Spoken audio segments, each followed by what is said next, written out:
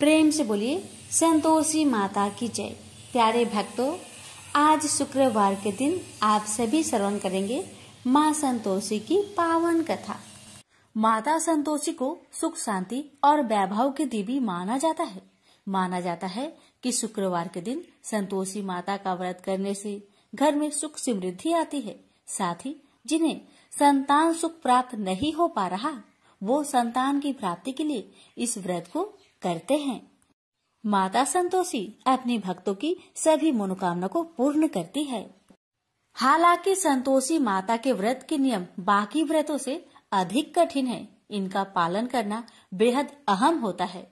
तो आइए प्यारे भक्तगणों, हम जानते हैं संतोषी माता के व्रत के नियम और इस दिन बनाए जाने वाले भोग के बारे में।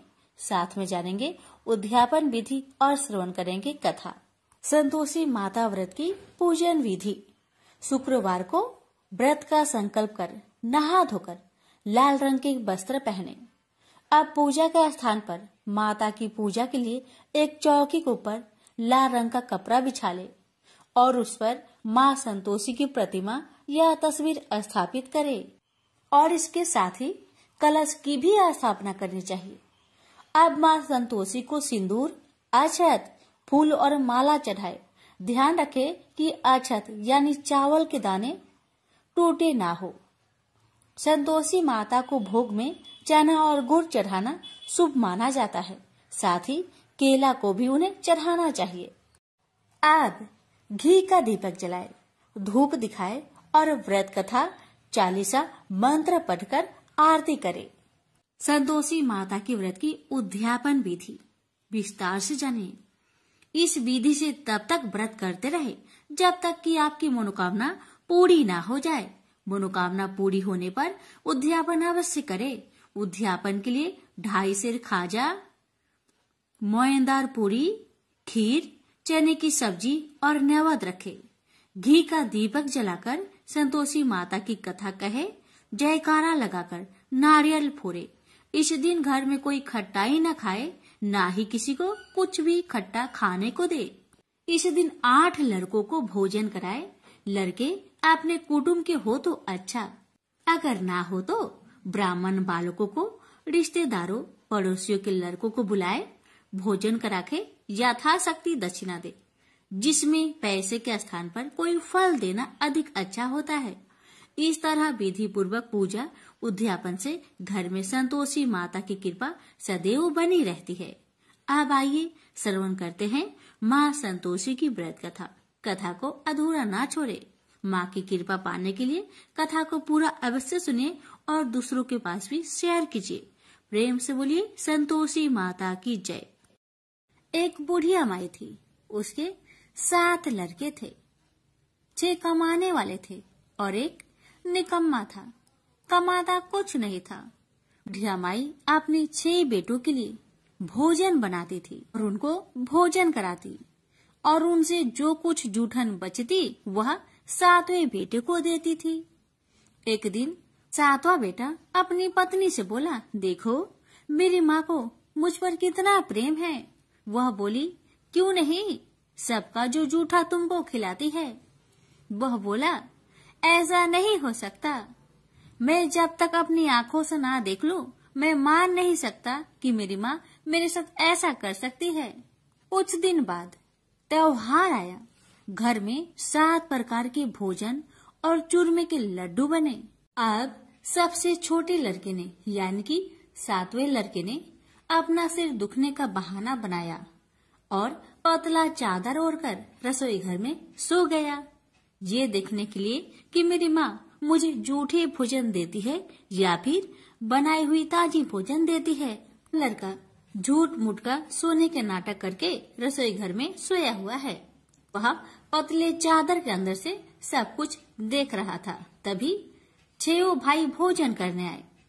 उसने देखा माँ ने उनके लिए सुंदर आसन बिछाया, नाना प्रकार की रसोई परोसी और आग्रह करके उन्हें जिमाया और वह देखता रहा। अब 6 भाइयों ने भोजन करके उठा। तब माँ ने क्या किया कि उनकी बची हुई भोजन, जूठी भोजन थालियों में से इकट्ठा करके सभी लड्डुओं के टुकड़ों को उठाकर एक लड्डू बनाया और सभी जूठन को साफ करके बुढ़िया ने अपने सबसे छोटे लड़के को पुकारा, बेटा 6 भाई भोजन करके चले गए, अब तू ही बाकी है, उठ और खाना खा ले।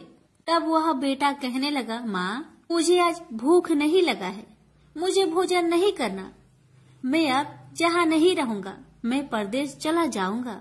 अपने बेटे की बातें सुन माँ ने कहा, बेटा तू कल जाना चाहता है ना, कल क्यों जाएगा, तुम आज ही चला जा। तब बेटा बोला, हाँ माँ मैं आज ही चला जा रहा हूँ। यह कहकर वह घर से निकल गया। चलते समय पत्नी की याद आई, वह गौशाला में उपले थाप रही थी। वहां जाकर वह बोला, हम जावे परदेश, आवेंगे कुछ काल, तुम रहियो संतोष से, धर्म अपनो पाल। पत्नी बोली, जाओ पिया आनंद से, हमरो सोच हटाए, राम भरोसे हम रहे, ईश्वर तुम्हें सहाय।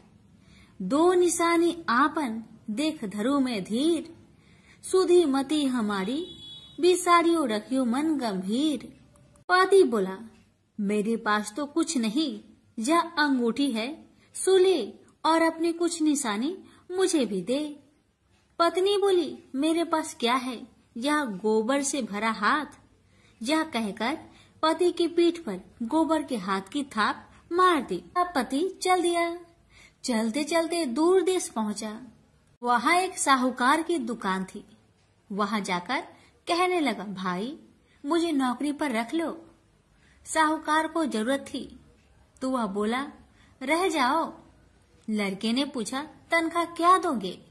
तो साहूकार ने कहा, तुम्हारा काम देखकर तब हम दाम देंगे। साहूकार की नौकरी मिली। वह सुबह 7 बजे से 10 बजे तक नौकरी करने लगा। कुछ दिनों में दुकान का सारा लेन देन, हिसाब किताब, ग्राहकों को माल बेचना, सारा काम करने लगा। साहूकार के 7-8 नौकर थे, वे सब चक्कर खाने लगे। यह तो बहुत होशियार बन गया है। सेठ ने भी काम देखा और 3 महीने में ही उसे आधे मुनाफे का हिस्सेदार बना लिया। वह कुछ वर्ष में ही नामी सेठ बन गया और मालिक सारा कारोबार उस पर छोड़कर चला गया। इधर पति की अनुपस्थिति में उसकी पत्नी को सास ससुर दुख देने लगे। सारी गृहस्थी का काम करा के उसे लकड़ी लेने जंगल में भेजते हैं। इस बीच घर के आटे से जो भूसी निकलती, उसकी रोटी बनाकर रख दी जाती और उसके साथ ही फूटे नारियल की नारेली में पानी। एक दिन वह लकड़ी लेने जा रही थी। रास्ते में बहुत सी स्त्रियां संतोषी माता की व्रत करते दिखाई दी। वह लड़की खड़ी होकर कथा सुनने लगी और पूछा, बहनों तुम किस देवता की व्रत करती हो और उसके करने से क्या फल मिलता है? यदि तुम इस व्रत का विधान मुझे समझाकर कहोगी तो मैं तुम्हारा बड़ा एहसान मानूंगी। तब उनमें से एक स्त्री बोली, सुनो बहन, यह संतोषी माता का व्रत है। इसके करने से निर्धनता, दरिद्रता का नाश होता है और जो कुछ मन में कामना हो सब संतोषी माता की कृपा से पूरी होती है। तब उसने उससे व्रत की विधि पूछी। वह भक्तिनी स्त्री बोली, 1.25 आने का गुड़ चना लेना, इच्छा हो तो 5.25 आने का लेना, या फिर 1.25 रुपए का भी सहूलियत के अनुसार लाना। बिना परेशानी और श्रद्धा व प्रेम से जितना भी बन पड़े 1.25 लेना। प्रत्येक शुक्रवार को निराहार रहकर कथा सुनना। इसके बीच कर्म टूटे नहीं, लगातार नियम पालन करते रहना। सुनने वाला कोई न मिले तो घी का दीपक जला उसके आगे या जल के पात्र के सामने रखकर कथा कहना। जब कार्य सिद्ध न हो नियम का पालन करना और कार्य सिद्ध हो जाने पर व्रत का उद्यापन करना। 3 मास में माता फल पूरा करती है। यदि किसी के ग्रह खोटे भी हो तो भी माता वर्ष भर में कार्य सिद्ध करती है। फल सिद्ध होने पर उद्यापन कर लेना चाहिए, बीच में नहीं। उद्यापन में और 2.5 सेर आटे का खाजा तथा इसी परिमाण में खीर तथा चने का साग करना। 8 लड़कों को भोजन कराना। जहाँ तक मिले देवर जेठ भाई बंधु के हो, न मिले तो रिश्तेदारों और पास पड़ोसियों को बुलाना। उन्हें भोजन करा, यथाशक्ति दक्षिणा दे। माता का नियम पूरा करना। उस दिन घर में खटाई न खाना। यह सुन बुढ़िया माई के लड़के की बहू चल दी। रास्ते में लकड़ी की बोझ को बेच दिया और उन पैसों से गुड़ चना ले माता की व्रत की तैयारी कर आगे चली और सामने मंदिर देखकर पूछने लगी, यह मंदिर किसका है? सब कहने लगे, संतोषी माता का मंदिर है। यह सुनकर माता के मंदिर में जाकर चरणों में लौटने लगी। दीन हो विनती करने लगी, माँ मैं निपट अज्ञानी हूँ, व्रत के कुछ भी नियम नहीं जानती, मैं दुखी हूँ। हे माँ जगत जननी मेरा दुख दूर कर, मैं तेरी शरण में आई हूँ। माता को दया आई। एक शुक्रवार बीता कि दूसरे को उसके पति का पत्र आया और तीसरे शुक्रवार को उसका भेजा हुआ पैसा आ पहुंचा।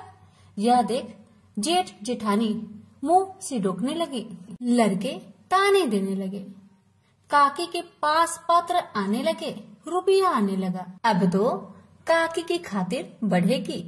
बेचारी सरलता से कहती, भैया कागज आवे रुपया आवे, हम सब के लिए अच्छा है। ऐसा कहकर आंखों में आंसू भरकर संतोषी माता के मंदिर में आ मातेश्वरी के चरण में गिरकर रोने लगी। माँ मैंने तुमसे पैसा कब मांगा है माँ? मुझे पैसे से क्या काम है माँ? मुझे तो अपने सुहाग से काम है। मैं तो अपनी स्वामी के दर्शन मांगती हूँ माँ। तब माता ने प्रसन्न होकर कहा, जा बेटी तेरा स्वामी आएगा। यह सुनकर खुशी से बावली होकर घर जा पहुंची, अपना काम काज करने लगी। अब संतोषी माँ विचार करने लगी, इस भोली पुत्री को मैंने कह तो दिया कि तेरा पति आएगा, लेकिन कैसे? वह तो इसे सपने में भी याद नहीं करता। उसे याद दिलाने को मुझे ही जाना पड़ेगा। इस तरह माता जी उस बुढ़िया के बेटे के पास जा सपना में प्रकट हो कहने लगी, साहूकार के बेटे तुम सो रहा है या जागता है? वह कहने लगा, माता मैं सोता भी नहीं जागता भी नहीं, कहो क्या आज्ञा है? माता कहने लगी, तेरे घर बार कुछ है कि नहीं? वह बोला, मेरे पास सब कुछ है माँ।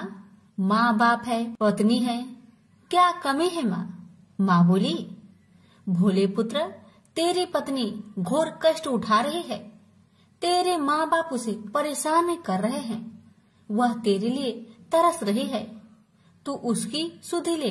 वह बोला, हाँ माता जी यह तो मालूम है, परंतु जाऊं तो कैसे? परदेश की बात है, लेन देन का कोई हिसाब नहीं है, कोई जाने का रास्ता भी नहीं आता, कैसे चला जाऊं? माँ कहने लगी, मेरी बात मान, सवेरे नहा धोकर संतोषी माता का नाम ले, घी का दीपक जला, दंडवत कर दुकान पर बैठ, देखते देखते तेरा सारा लेन देन चुक जाएगा, जमा का माल बिक जाएगा, साज होते होते धन का भारी ढेर लग जाएगा। माता की बात मानकर वह नहा धोकर संतोषी माता को दंडवत घी का दीपक जला। थोड़ी देर में देने वाले रुपए लाने लगे, लेने वाले हिसाब लेने लगे।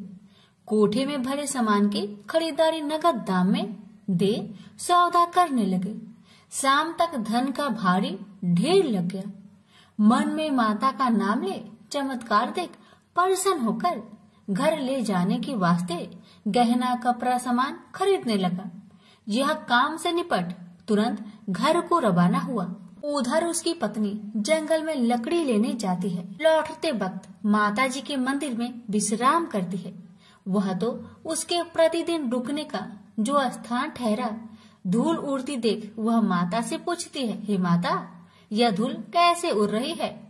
माता कहती है, हे पुत्री तेरा पति आ रहा है, अब तू ऐसा कर लकड़ियों के 3 बोझ बना ले, एक नदी के किनारे रख और दूसरा मेरे मंदिर पर, वह तीसरा अपने सिर पर।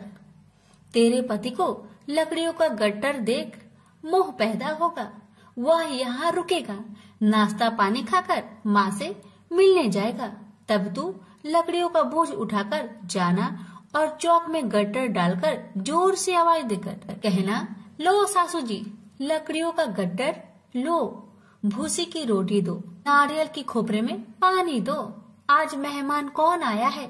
माताजी बहुत अच्छा कहकर वह प्रसन्न मन से लकड़ियों के 3 गट्टर बनाई, एक नदी के किनारे पर और एक माताजी के मंदिर पर रखा। इतने में मुसाफिर आ पहुंचा। सूखी लकड़ी देख उसकी इच्छा उत्पन्न हुई कि हम यहीं पर विश्राम करें और भोजन बनाकर खा पीकर गांव जाए। इसी तरह रुककर भोजन बना, विश्राम करके गांव को गया। सबसे प्रेम से मिला। उसी समय सिर पर लकड़ी का गट्टर लिए वह उतावली सी आती है।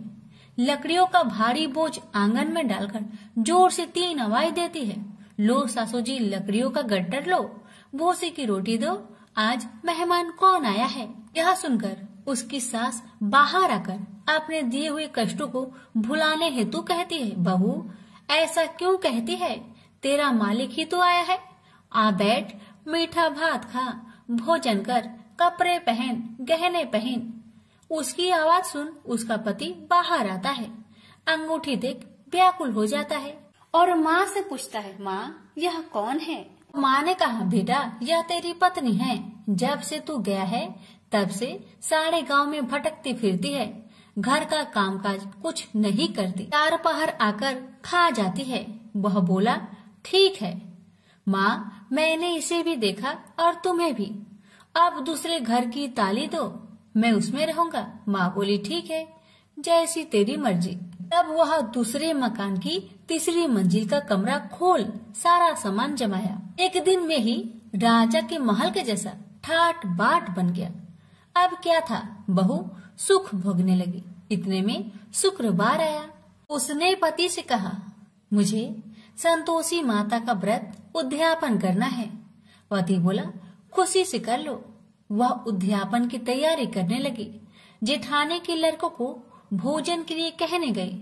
उन्होंने मंजूर किया, परंतु पीछे से जेठानी ने अपने बच्चों को सिखाया, देखो भोजन के समय खटाई मांगना, जिससे उसका उद्यापन पूरा ना हो। अब तो बच्चे जिमने आए, खीर खाना पेट भर के खाए, परंतु बाद में खाते ही कहने लगे, हमें खटाई दो, खीर खाना हमको नहीं भाता, देखकर आरुचि होती है। वह कहने लगी, भाई खटाई किसी को नहीं दी जाएगी, यह माँ संतोषी का प्रसाद है। लड़के उठ खड़े हुए, बोले, पैसे लाओ। भोली बहू कुछ जानती नहीं थी, वह उन बालकों को पैसे दे दिए। लड़के उसी समय हट करके इमली खटाई ले खाने लगे। यह देखकर बहू पर माताजी ने कोप किया।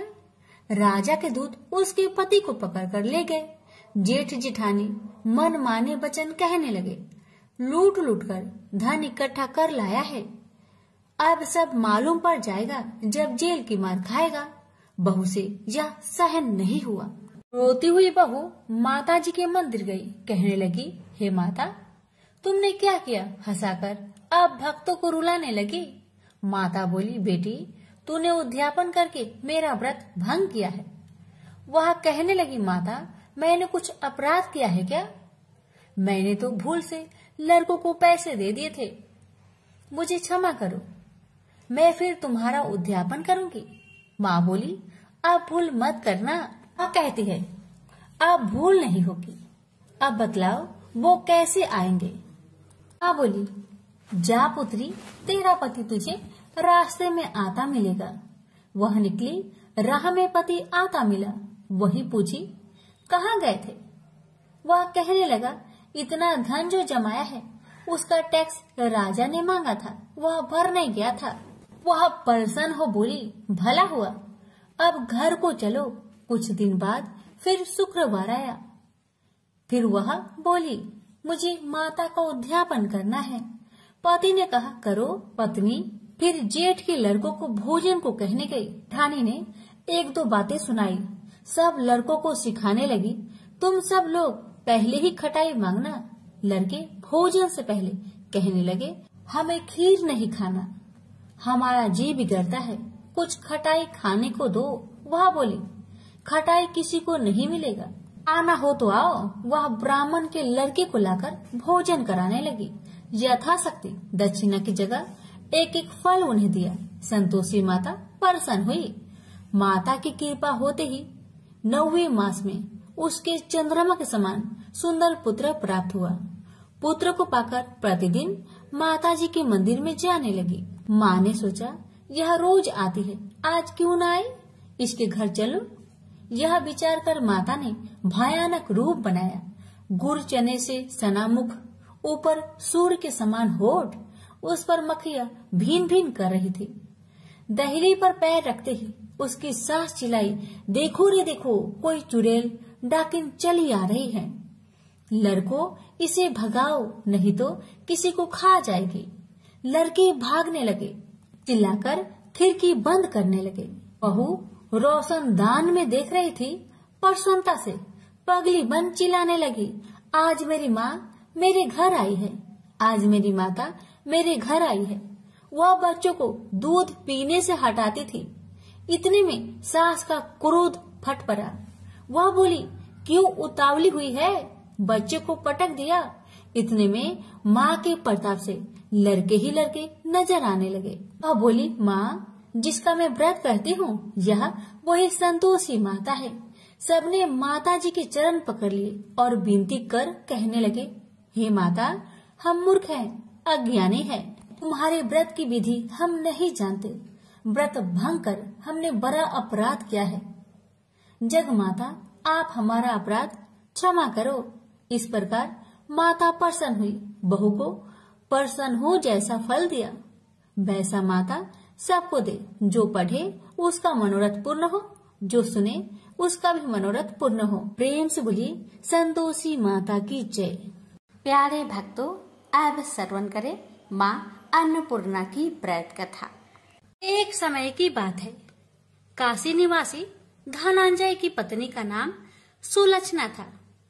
उसे अन्य सब सुख प्राप्त थे, केवल निर्धनता ही उसके दुख का एकमात्र कारण थी। यह दुख उसे हर समय सताता रहता था।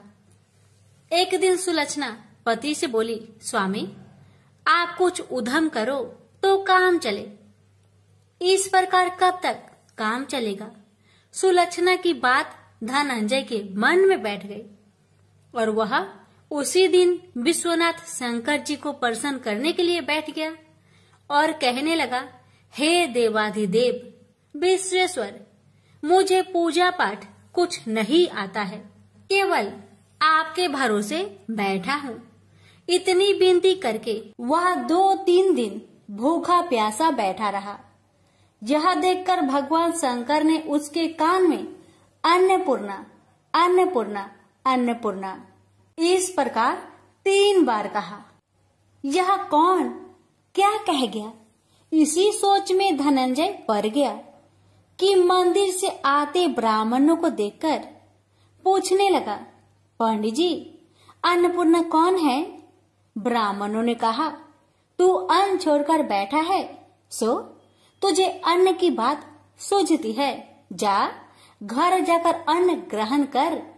धनंजय घर गया, स्त्री से सारी बात कही।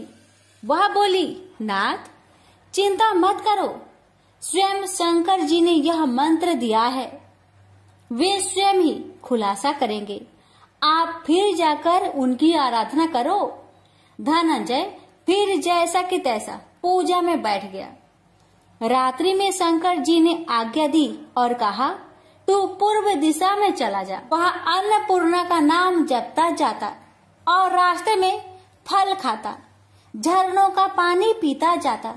इस प्रकार कितने ही दिनों तक चलता गया। वहाँ उसे चांदी सी चमकती वन की शोभा देखने में आई। सुंदर सरोवर देखने में या उनके किनारे कितनी ही अप्सराएं झुंड बनाए बैठी थी।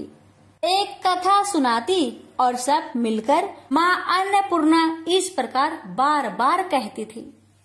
यह अगहन मास की उजेली रात्रि थी। और आज से ही व्रत का प्रारंभ था। जिस शब्द की खोज करने वह निकला था वह उसे वहां सुनने को मिला। धनंजय ने उसके पास जाकर पूछा, हे देवियों, आप यहाँ क्या करती हो? उन सब ने कहा, हम माँ अन्नपूर्णा का व्रत करती हैं। धनंजय ने पूछा, व्रत पूजा करने से क्या होता है? यह किसी ने किया भी है? इसे कब किया जाए? कैसा व्रत है और कैसी विधि है? मुझसे भी विस्तार से बताओ। वे कहने लगी, इस व्रत को सब कोई कर सकते हैं। 21 दिन तक के लिए 21 गांठ का सूत लेना चाहिए।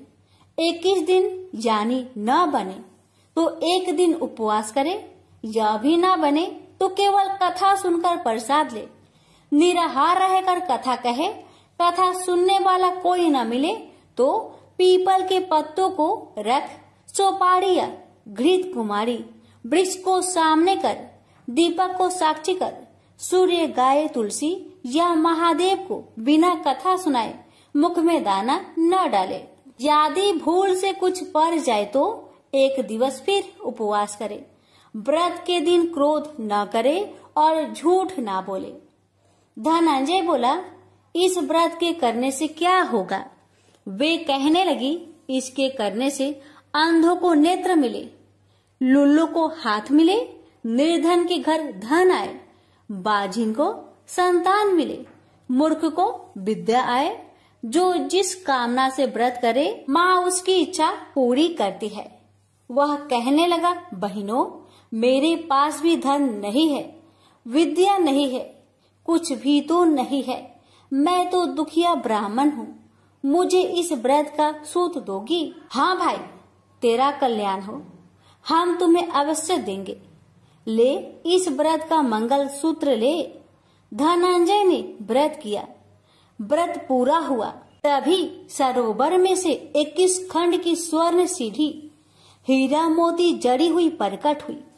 धनंजय अन्नपूर्णा अन्नपूर्णा कहता जाता था। इस प्रकार कितनी ही सीढ़ियां उतर गया तो क्या देखता है कि करोड़ों सूर्य से प्रकाशमान अन्नपूर्णा का मंदिर है। उसके सामने स्वर्ण सिंहासन पर माता अन्नपूर्णा विराजमान है। सामने भिक्षा हेतु शंकर भगवान खड़े हैं। देवांगनाएं चवर डुलाती है। कितनी ही हथियार बांधे पहरा देती है। धनंजय दौड़कर जगदम्बा के चरणों में गिर गया। देवी उसके मन का कलेश जान गई। धनंजय कहने लगा, माता, आप तो अंतर्यामी हो, आपको अपनी दशा क्या बताऊं? माता बोली, मेरा व्रत किया है, जा, संसार तेरा सत्कार करेगा। माता ने धनंजय की जिह्वा पर बीज मंत्र लिख दिया। अब तो उसके रोम रोम में विद्या प्रकट हो गई। इतने में क्या देखता है कि वह काशी विश्वनाथ के मंदिर में खड़ा है। माँ का वरदान ले धनंजय घर आया। सुलक्षणा से सब बात कही। माता जी की कृपा से उसके घर में संपत्ति उमड़ने लगी। छोटा सा घर बहुत बड़ा गिना जाने लगा। जैसे शहद के छत्तों में मक्खियां जमा होती है, उसी प्रकार अनेक सगे संबंधी आकर उसकी बड़ाई करने लगे। कहने लगे, इतना धन और इतना बड़ा घर, सुंदर संतान नहीं हो तो इस कमाई का कौन भोग करेगा? सुलक्षणा से संतान नहीं है, इसलिए तुम दूसरा विवाह करो। अनिच्छा होते हुए भी धनंजय को दूसरा विवाह करना पड़ा और सुलक्षणा को सौत का दुख उठाना पड़ा। इस प्रकार दिन बीतते गए और अगहन मास आया। नए बंधन से बंधे पति से सुलक्षणा ने कहलाया कि हम व्रत के प्रभाव से सुखी हुए हैं, इस कारण यह व्रत छोड़ना नहीं चाहिए। यह माता जी का प्रताप है जो हम इतने संपन्न और सुखी हैं। सुलक्षणा की बात सुन धनंजय उसके यहाँ आया और व्रत में बैठ गया। नई बहू को इस व्रत की खबर नहीं थी। वह धनंजय की आने की राह देख रही थी। दिन बीतते गए और व्रत पूर्ण होने में 3 दिवस बाकी थे। कि नई बहू को खबर पड़ी, उसके मन में ईर्ष्या की ज्वाला दहकने लगी थी। सुलक्षणा के घर आ पहुंची और उसने वहां भगदड़ मचा दी। वह धनंजय को अपने साथ ले गई। नए घर में धनंजय को थोड़ी देर के लिए निंद्रा ने आ दबाया। इसी समय नई बहू ने उसका व्रत का सूत तोड़कर आग में फेंक दिया। अब तो माता जी का कोप जाग गया। घर में अकस्मात आग लग गई। सब कुछ जलकर खाक हो गया। सुलक्षणा जान गई और पति को फिर अपने घर ले आई। नई बहू रूठकर माता पिता के घर जा बैठी। पति को परमेश्वर मानने वाली सुलक्षणा बोली, नाथ घबराना नहीं, माता जी की कृपा अलौकिक है। पुत्र कुपुत्र हो जाता है पर माता कुमाता नहीं होती। अब आप श्रद्धा और भक्ति से आराधना शुरू करो, वे जरूर हमारा कल्याण करेगी। धनंजय फिर माता के पीछे पड़ गया। फिर वही सरोवर सीढ़ी प्रकट हुई। उसमें माँ अन्नपूर्णा कहकर वह उतर गया। वहां जा माता जी के चरणों में रुदन करने लगा। माता प्रसन्न होकर बोली, यह मेरी स्वर्ण की मूर्ति ले, उसकी पूजा करना, तू फिर सुखी हो जाएगा। जा, तुझे मेरा आशीर्वाद है। तेरी स्त्री सुलक्षणा ने श्रद्धा से मेरा व्रत किया है, उसे मैंने पुत्र दिया है। धनंजय ने आंखें खोली तो खुद को काशी विश्वनाथ के मंदिर में खड़ा पाया। वहां से फिर उसी प्रकार घर को आया। इधर सुलक्षणा के दिन चढ़े और महीने पूरे होते ही पुत्र का जन्म हुआ। गांव में आश्चर्य की लहर दौड़ गई। इस प्रकार उसी गांव के निसंतान सेठ के पुत्र होने पर उसने माता अन्नपूर्णा का मंदिर बनवा दिया। उसमें माता जी धूमधाम से पधारी, यज्ञ किया और धनंजय को मंदिर के आचार्य का पद दे दिया। जीविका के लिए मंदिर की दक्षिणा और रहने के लिए बड़ा सुंदर सा भवन दिया। धनंजय स्त्री पुत्र सहित वहां रहने लगा। माता जी के चढ़ावे में भरपूर आमदनी होने लगी। उधर नई बहू के पिता के घर डाका पड़ा, सब लूट गया।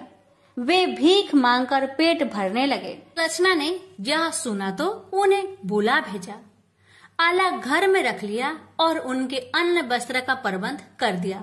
धनंजय, सुलक्षणा और उसका पुत्र माता जी की कृपा से आनंद से रहने लगे।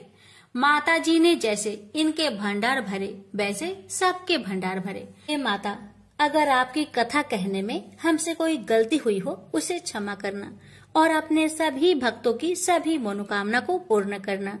प्रेम से बोलिए अन्नपूर्णा माता की जय। हर हर महादेव, माता पार्वती की जय। वैभव लक्ष्मी की व्रत कथा। रत्ना एक छोटे से गांव में रहती थी। उसके घर में खेती बाड़ी ठीक थी, अतः खान पान में कोई कमी नहीं थी। घर में 2 गाय और 1 भैंस थी, अतः घी दूध की भी कोई कमी नहीं थी। रत्ना के 1 पुत्र और 2 पुत्रियां भी थी। उसका पुत्र जब 11 वर्ष का था तब उसे किसी बीमारी ने घेर लिया। उसे पड़ोस के गांव के एक वैद्य को दिखाया गया। कई दिन के इलाज के बाद भी स्थिति सुधरने के बजाय बिगड़ती गई। इस बीच झाड़ फूंक और ऊपरी हवा के लिए ओझा को भी दिखाया, पर कहीं भी लाभ नहीं हुआ। हार कर निकट के शहर में एक डॉक्टर को दिखाया। डॉक्टर ने भी कई दिन दवाई बदल बदल कर दी, पर उससे भी कोई विशेष अंतर दिखाई नहीं दिया। एक दिन रत्ना और उसका पति अपने पुत्र को जब शहर ले जा रहे थे तो रास्ते में उन्हें एक स्त्री मिली। स्त्री को बच्चे की दयनीय हालत देखकर बहुत दया आई। रत्ना ने जब बताया कि इस पर कोई दवाई असर नहीं कर रही है तो औरत ने कहा कि बहन, अगर तुम मानो तो मैं एक उपाय बताऊं। रत्ना बोली, बहन, मेरा तो यही एकमात्र पुत्र है, इसके लिए मैं भारी से भारी कष्ट उठाने को तैयार हूँ। बहन स्त्री बोली, बहन, भारी तो नहीं, बहुत सरल सा उपाय है। तुम भगवती माँ वैभव लक्ष्मी के 11 या 21 शुक्रवार का व्रत करने की मन्नत मानो। इसकी व्रत कथा की पुस्तक बाजार में मिलती है। उसमें व्रत व उद्यापन की सब विधि है। मुझे पूरा विश्वास है कि माँ भगवती वैभव लक्ष्मी इसे अवश्य अच्छा करेगी। रत्ना ने उसी समय श्री वैभव लक्ष्मी माँ के 11 व्रत करने की मन्नत मानी। शहर में जाकर उसने पहले श्री वैभव लक्ष्मी व्रत कथा की पुस्तक खरीदी। फिर वे डॉक्टर के पास पहुंची। डॉक्टर ने वही वाली दवाई 2 दिन के लिए और दे दी। इस दवाई से पहले थोड़ा सा भी फर्क नहीं आया था, किंतु अब पहली खुराक लेते ही आराम दिखाई देने लगा। 2 दिन से उसे बहुत फायदा हुआ। डॉक्टर ने अब दवाई आगे दे दी। इस बीच शुक्रवार आने पर रत्ना ने व्रत रखा और पुस्तक में लिखी शास्त्रीय विधि से पूजा की। उसका पुत्र पूर्ण रूप से स्वस्थ हो गया। रत्ना ने श्रद्धा और विश्वास पूर्वक श्री वैभव लक्ष्मी माँ के 11 व्रत पूरे किए और उद्यापन में 21 लोगों को श्री वैभव लक्ष्मी व्रत कथा बांटी। प्रेम से बोलिए वैभव लक्ष्मी माता की जय।